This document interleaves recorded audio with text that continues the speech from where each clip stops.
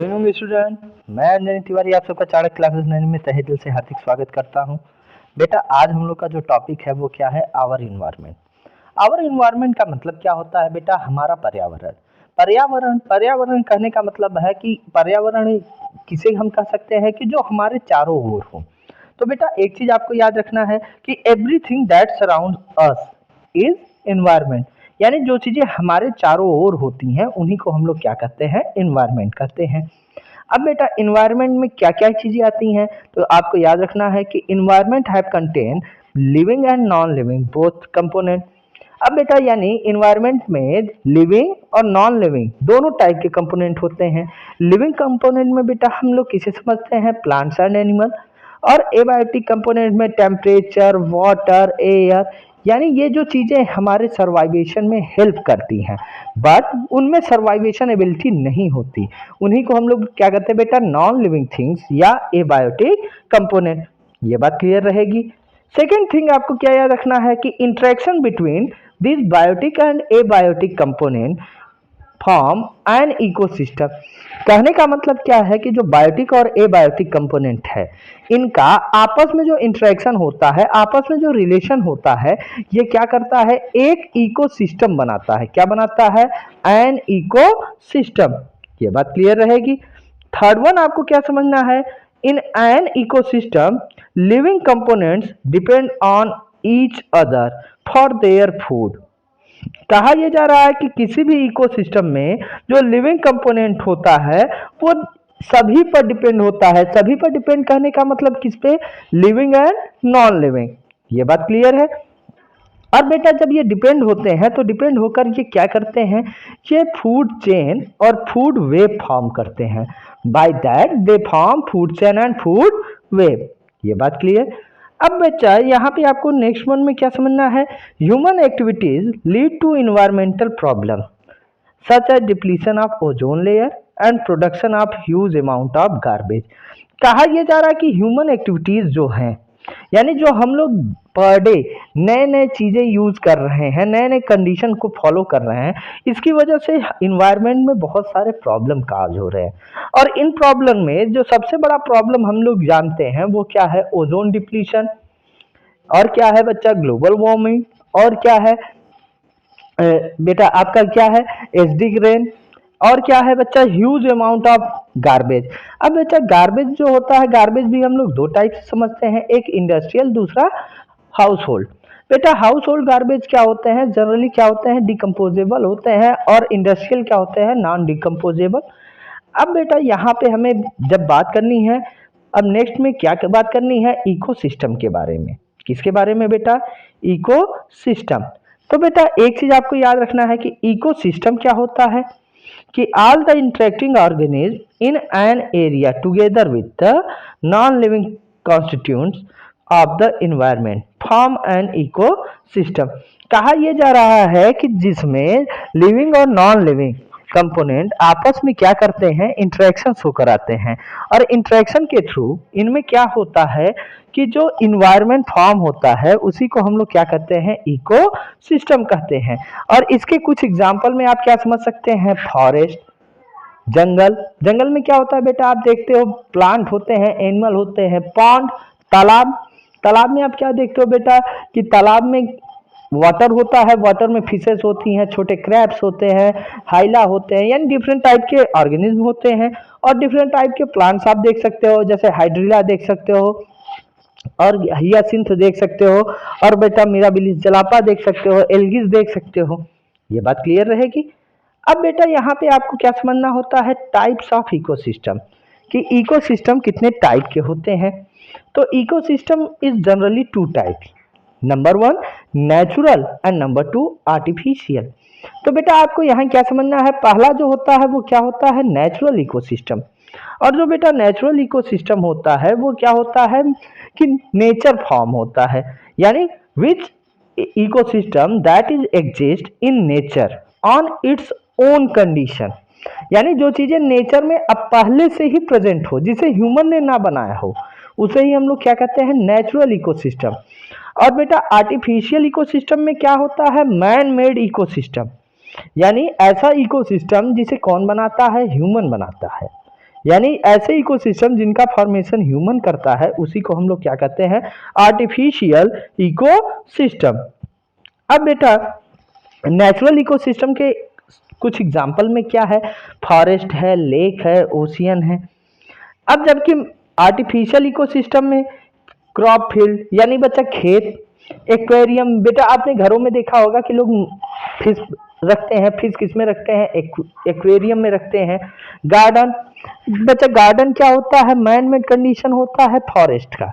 यानी फॉरेस्ट और गार्डन में डिफरेंशिएशन अगर आपको समझना है तो पहला डिफरेंशिएशन ये होता है कि जो फॉरेस्ट होता है, फॉरेस्ट में जो प्लांट्स होते हैं वो इरेगुलर मैनर में होते हैं, जबकि गार्डन में किस मैनर में होते हैं, रेगुलर मैनर में। दूसरी चीज क्या होती है बच्चा, जो गार्डन होता है इसमें जो एनिमल होते हैं वो क्या होते हैं, डोमेस्टिक एनिमल। और बेटा जो फॉरेस्ट होता है, फॉरेस्ट में जो एनिमल होते हैं वो कैसे होते हैं, वाइल्ड एनिमल। ये बात क्लियर है। अब बेटा यहाँ पे आपको नेक्स्ट क्या समझना है कि कंपोनेंट्स ऑफ एन इकोसिस्टम, किसी भी इकोसिस्टम के कंपोनेंट क्या क्या हो सकते हैं। तो यहाँ पे बेटा आपके दो कंपोनेंट हो सकते हैं, number 1 abiotic component, number 2 biotic component. Abiotic component में क्या होता है बेटा, एयर, वाटर, लैंड। जबकि बायोटिक कंपोनेंट में क्या होता है, प्लांट्स एंड एनिमल्स।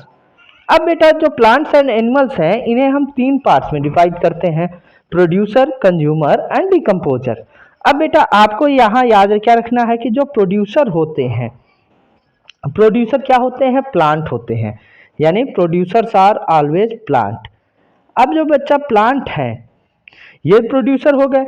डिकम्पोजर में हम किसे रखते हैं बेटा, माइक्रोब्स को, बैक्टीरिया, जनरली हम किसको रखते हैं, बैक्टीरिया को। और कंज्यूमर में हम किसे रखते हैं, एनिमल्स को। किसको रखते हैं, एनिमल्स को। अब बेटा एनिमल्स को भी हम लोग यहाँ पे डिराइव करते हैं 4 पार्ट में। कितने पार्ट में बेटा, 4 पार्ट में। पहला हर्बीवोर। हर्बीवोर किसे कहते हो बेटा आप, ऐसे एनिमल जो किसको खाते हैं, प्लांट्स को, यानी that animal which is depends on only plant, that is herbivores. बेटा सेकेंड वन क्या होता है, carnivores, that animal which is depends on animals, that is carnivores. और ओमनिवोर्स कौन होते हैं बेटा, that animals which is depends on plant and animal both, that is omnivores. और नंबर 4 क्या होता है बेटा, पैरासाइट्स। पैरासाइट्स क्या होते हैं, they depends on other but with the external और इंटरनल कंडीशन, यानी जो दूसरों पर डिपेंड हो लेकिन किस कंडीशन में, एक्सटर्नल या इंटरनल, बाहर से या अंदर से। तो ऐसे को हम लोग क्या कहते हैं, पैरासाइट कहते हैं। अब बेटा यहाँ पे आप देख सकते हैं एबायोटिक कंपोनेंट में all the non living component such as air, water, land, light, temperature etcetera form the abiotic component. बार बार मैं बच्चा आपको बता रहा हूँ कि एबायोटिक कंपोनेंट में क्या क्या हम रखते हैं, एयर रखते हैं, वाटर रखते हैं, लैंड रखते हैं, लाइट, टेम्परेचर, ये सब। और बायोटिक में हम लोग किसको रखते हैं बच्चा, प्लांट्स एंड एनिमल्स। और कभी कभी बच्चा अब जैसे बैक्टीरिया, फंजाई, ये सब भी हम लोग किस में रखते हैं, बायोटिक कंपोनेंट्स में। अब बच्चा इनके न्यूट्रिशन के बेसिस पे हम लोग इसे किस में डिवाइड करते हैं, प्रोड्यूसर, कंज्यूमर और बच्चा डिकम्पोजर या डेट्रीवोर्स कह सकते हो। तो प्रोड्यूसर्स क्या होते हैं, all green plants and blue green algae can produce their own food using abiotic component. अब बच्चा कौन से एबायोटिक कंपोनेंट लेते हैं, कार्बन डाइऑक्साइड एंड वाटर। और बेटा ये कौन सा प्रोसेस कहलाता है, photosynthesis, so that's why they are known as producer. यानी बेटा जो ग्रीन प्लांट होते हैं या ब्लू ग्रीन एल्गी होते हैं जो अपना फूड सेल्फ बनाते हैं, ओन मेड बनाते हैं, किस प्रोसेस से, फोटोसिंथेसिस से, तो इसी को हम लोग क्या कहते हैं, प्रोड्यूसर कहते हैं। कंज्यूमर क्या होता है बेटा, दैट एनिमल्स और that organism which is depends on another, यानी ऐसे एनिमल जो दूसरों पर डिपेंड हो for food, that is consumer. और बेटा इसमें सिर्फ हम किसको रखते हैं, एनिमल को रखते हैं।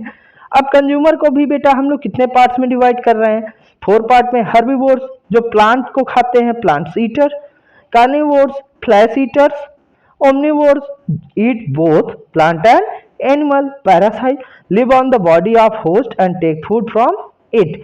कहने का मतलब क्या है बेटा, जो प्लांट को खाते हैं वो क्या होंगे, हर्बीवोर्स। जो मांस खाते हैं वो क्या होंगे, कार्निवोर्स। जो दोनों खाते हैं वो क्या होंगे, ओमनिवोर। और जो दूसरों पर डिपेंडेंट हो, यानी जो दूसरों के ऊपर रहकर अपना फूड पाते हैं, तो उन्हीं को हम लोग क्या कहते हैं बेटा, पैरासाइट। और जब हम डिकम्पोजर की बात करते हैं तो जो डेड प्लांट और एनिमल है इसको डिकम्पोज कर देते हैं, इसको ऑर्गेनिक फॉर्म को हम लोग क्या करते हैं, ब्रेक कर देते हैं, इनऑर्गेनिक फॉर्म में चेंज कर देते हैं, तो इसी को हम लोग क्या कहते हैं, डिकम्पोजर। ये बात क्लियर रहेगी।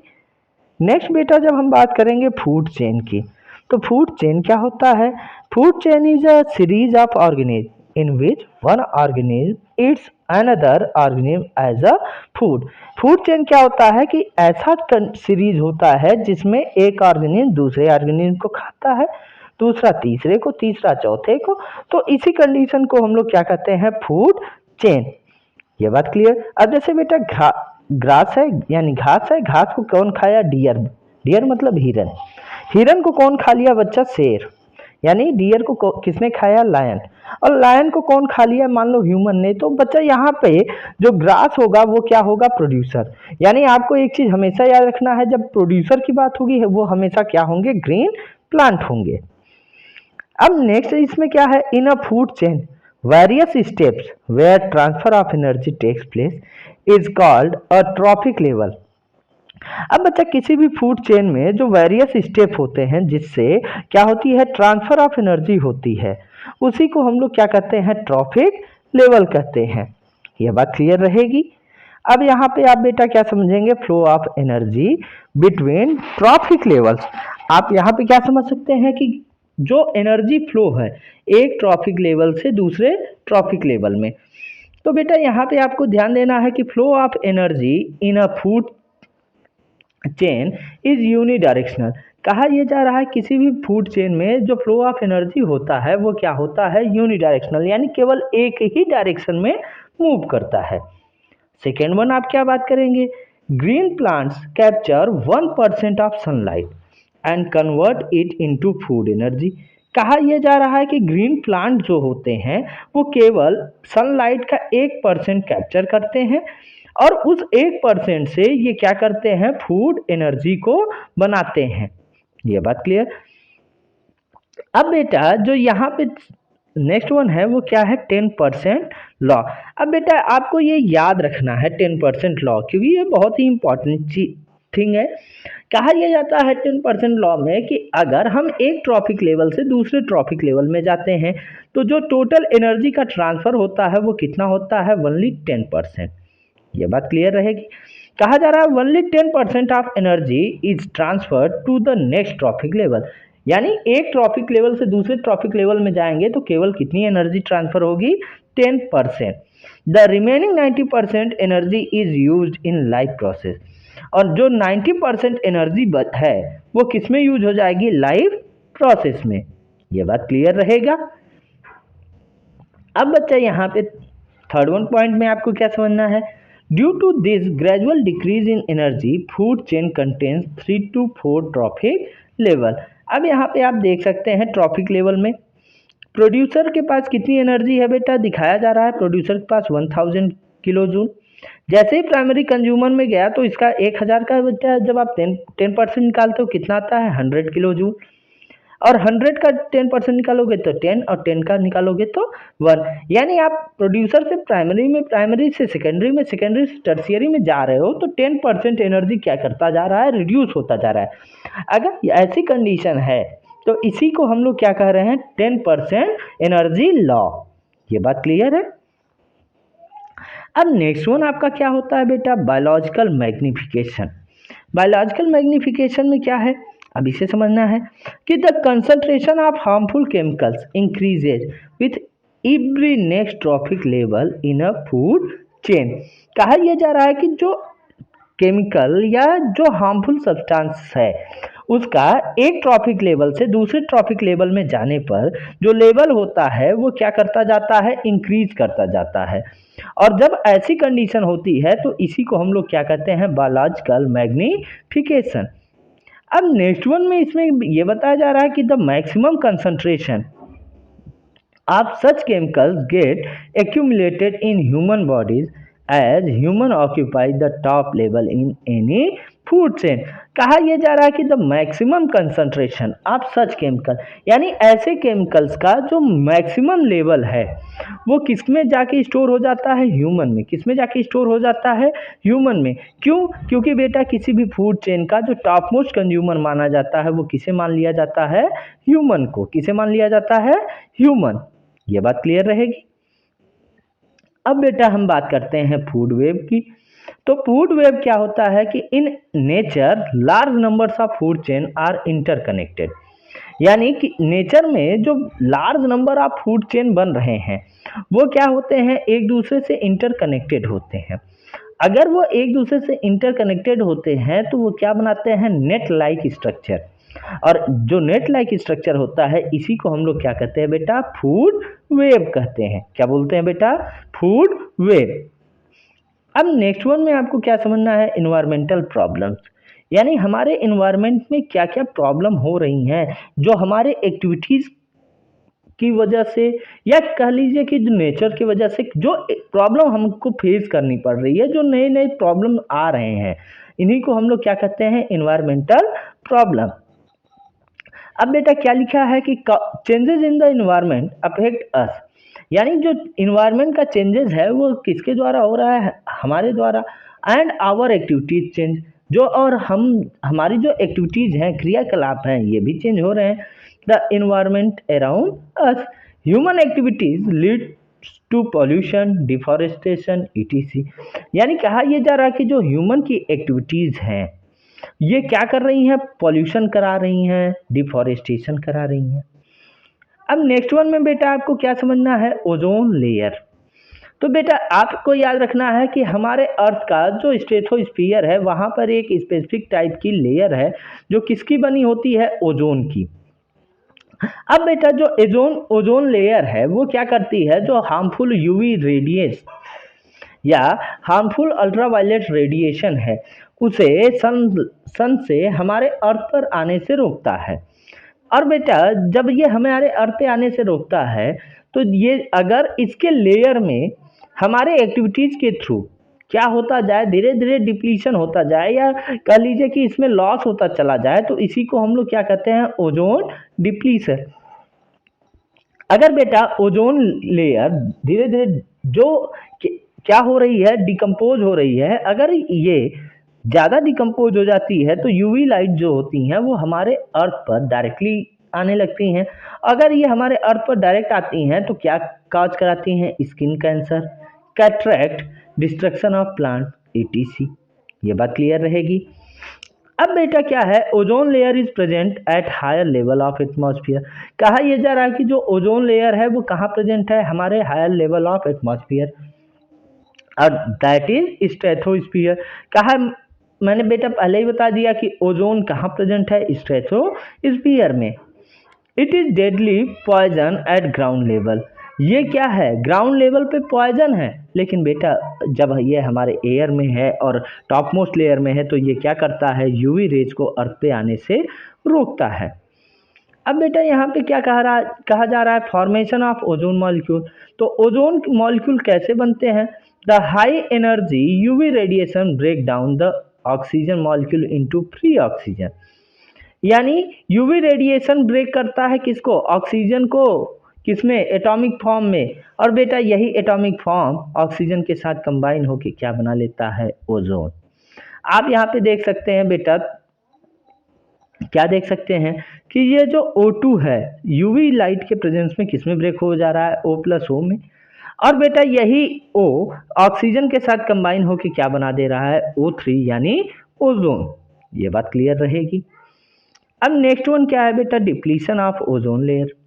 अब बेटा डिप्लीशन ऑफ ओजोन लेयर में क्या है, the decrease in the thickness of ozone layer over Antarctica was first observe in 1985। कहा यह जा रहा है कि जो थिकनेस ऑफ ओजोन लेयर है इसमें जो कमी सबसे पहले देखी गई वो कहाँ देखी गई, अंटार्कटिका रीजन में। और कब देखी गई, 1985 में। और इसी को क्या कहा गया, ओजोन होल कहा गया। This decrease was linked to excessive use of synthetic chemical like chlorofluorocarbons. कहा यह जा रहा है कि ये जो डिक्रीज है ये माना गया कि किससे हो रहा है, सिंथेटिक केमिकल। और वो सिंथेटिक केमिकल क्या था बेटा, क्लोरोफ्लोरोकार्बन। और क्लोरोफ्लोरोकार्बन को हम लोग क्या कहते हैं, CFC, which are use in refrigerator. और जिसका यूज किसमें किया जा रहा था बेटा, रेफ्रिजरेटर में, फ्रिज में, एसी में, फायर एक्सटिंग्विशर में, एरोसॉल स्प्रे में। तो कहने का मतलब है कि ऐसे सिंथेटिक केमिकल जो कि क्या थे, क्लोरोफ्लोरोकार्बन, ये हमारे एटमॉस्फेयर में क्या करते हैं, ओजोन लेयर में डिप्लीशन कराते हैं, डिक्रीज कराते हैं। और इसी कंडीशन को हम लोग क्या कहते हैं, डिप्लीशन इन ओजोन लेयर। अब बेटा क्या किया गया, United Nations Environment Programme UNEP succeeded in foregoing an agreement to stop CFC production। क्या हुआ कि United Nation Environment Programme start किया गया और इसमें एक एग्रीमेंट कराया गया। कौन सा एग्रीमेंट कराया गया, CFC प्रोडक्शन का, कि यानी जो CFC है इसके प्रोडक्शन को रोक दिया जाए। और कब कराया गया, एट 1986। कब कराया गया, 1986 में। और बेटा ये कौन सा प्रोटोकॉल कहलाया है, तो ये बेटा आपको याद रखना है, क्योटो प्रोटोकॉल। अब बेटा ये क्योटो जो है ये जापान की एक कंट्री है, वहाँ पे ये प्रोटोकॉल सबसे पहले लागू किया गया था। इसीलिए ये कहा गया कि ये जो CFC प्रोडक्शन को रोकने का जो फर्स्ट लॉ या फर्स्ट अमेंडमेंट आया वो कब आया, 1986 में, जिसमें सारे कंट्री को ये कहा गया कि जो CFC का प्रोडक्शन है इसे रोक दिया जाए। ये बात क्लियर है। अब नेक्स्ट वन बेटा आपका क्या है, गार्बेज डिस्पोजल।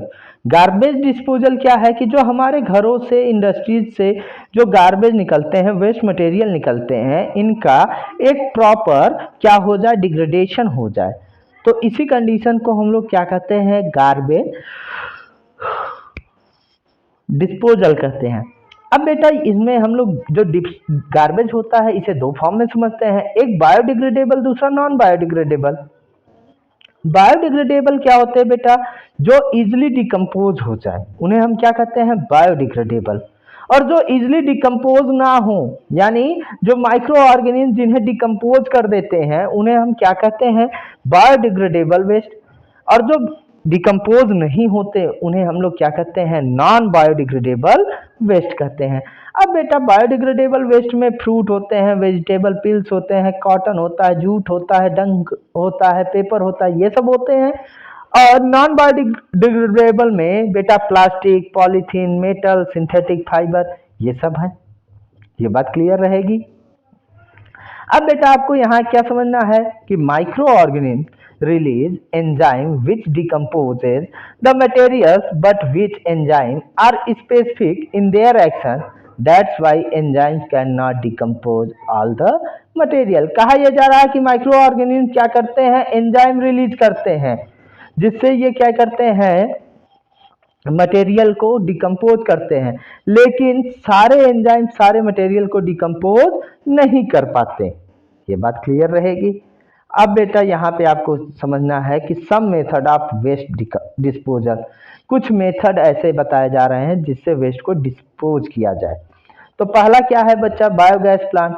बायोगैस प्लांट क्या होता है बच्चा, बायोगैस प्रोडक्शन के लिए यूज किया जाता है। इसमें डंग और मेन्योर का यूज किया जाता है। दूसरा क्या है बेटा, sewage treatment plant. Sewage treatment plant में जो ड्रेन वाटर है उसे साफ किया जाता है और बेटा इसको फिर साफ करने के बाद किसमें इम्प्लांट कर दिया जाता है, रिवर्स में। लैंड फिलिंग्स, लैंड फिलिंग्स में क्या है बच्चा, जहाँ पे लो लाइंग एरिया है वहाँ पे क्या करते हैं कि जो ये वेस्ट मटेरियल है, गार्बेज है, उसे डालकर रोल कर देते हैं और रोल करने के बाद उसे नॉर्मल सरफेस में कन्वर्ट कर देते हैं। नेक्स्ट वन में क्या है बेटा, कंपोस्टिंग। कंपोस्टिंग में क्या करते हैं बेटा कि इन सबको एक पिट बनाते हैं, कंपोस्ट पिट, और मिट्टी के लेयर से कवर कर देते हैं। लगभग कुछ महीनों के बाद ये किस में कन्वर्ट हो जाता है बच्चा, मेन्योर में। और मेन्योर का यूज हम लोग किस में करते हैं बेटा, एज अ फर्टिलाइजर।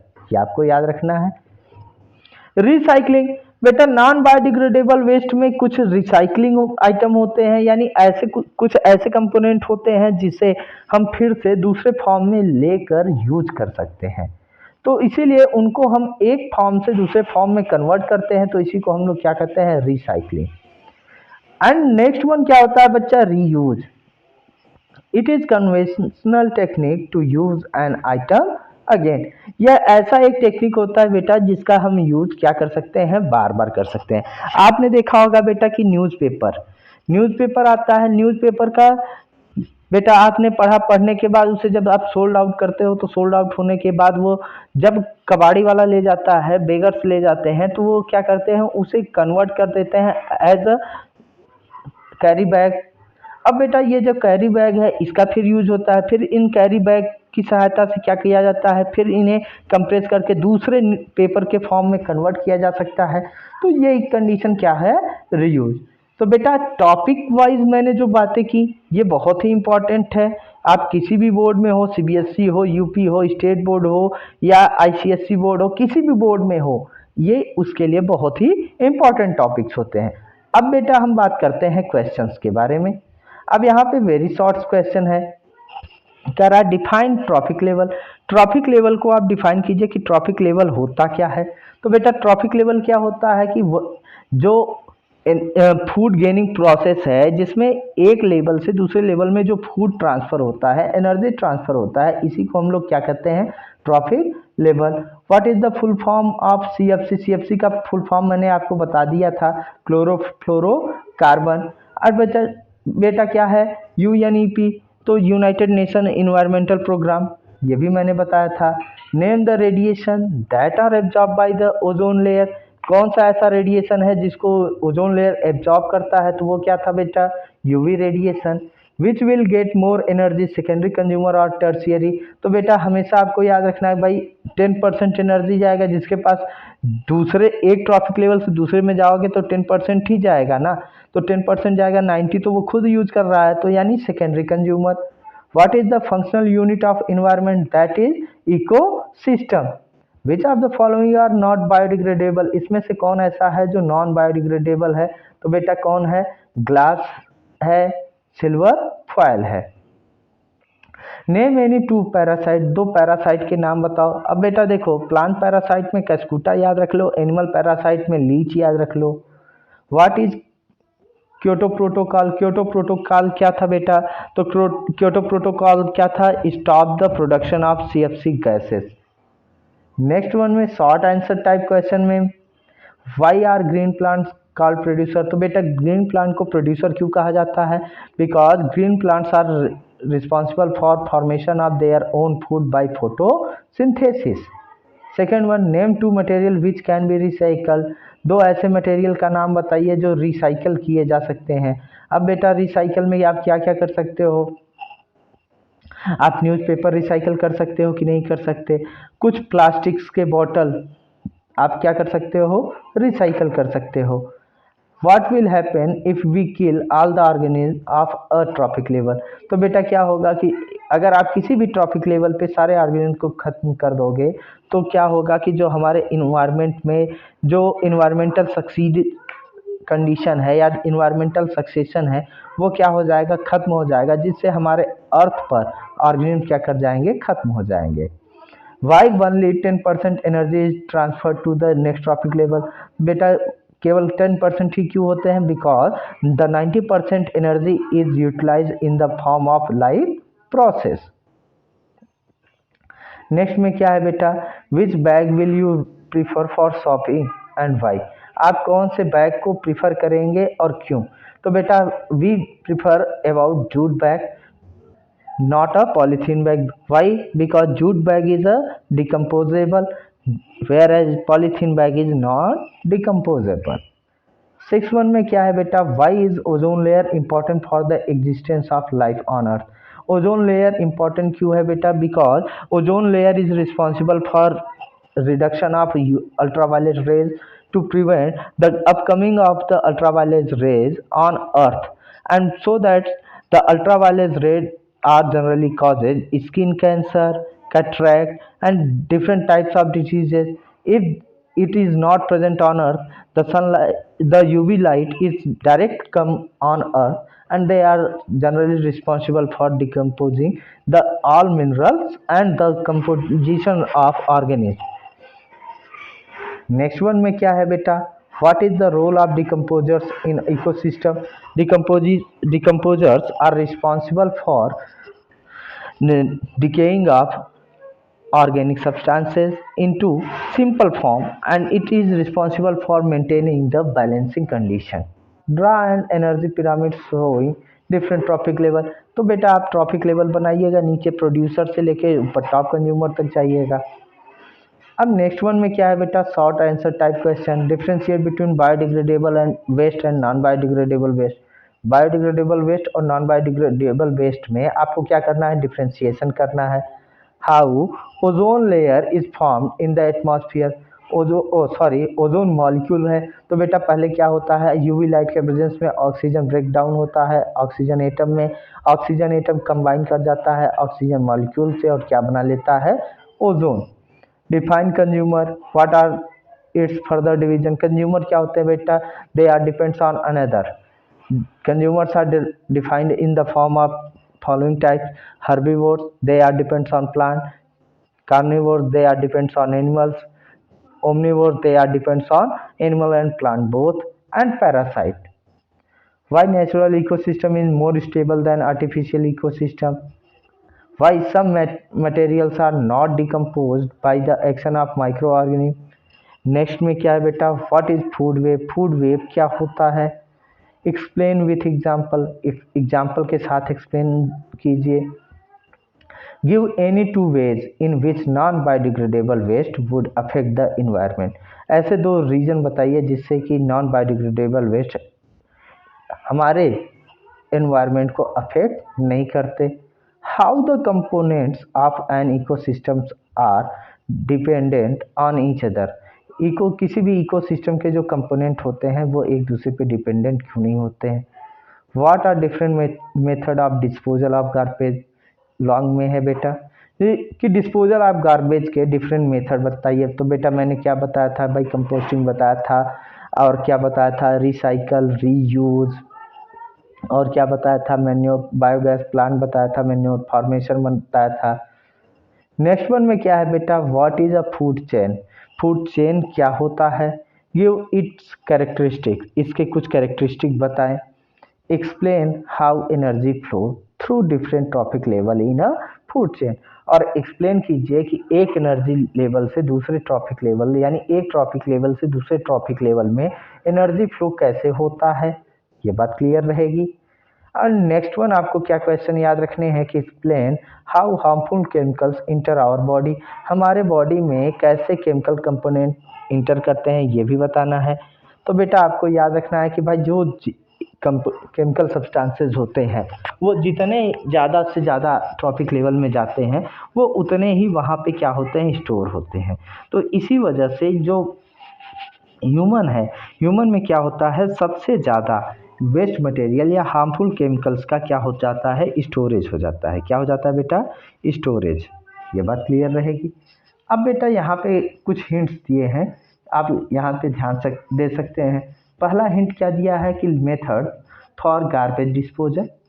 पहले का हिंट दिया है land filling, composting, recycling, reuse, biogas plant, sewage treatment.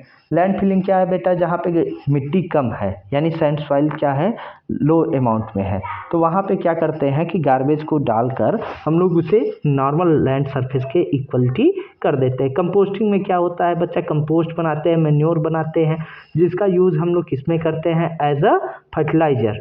Recycling, जो रिसाइकल किए जा सकते हैं कंपोनेंट, उन्हें हम क्या करते हैं, एक फॉर्म से दूसरे फॉर्म में कन्वर्ट करते हैं। Reuse, biogas plant, sewage treatment plant.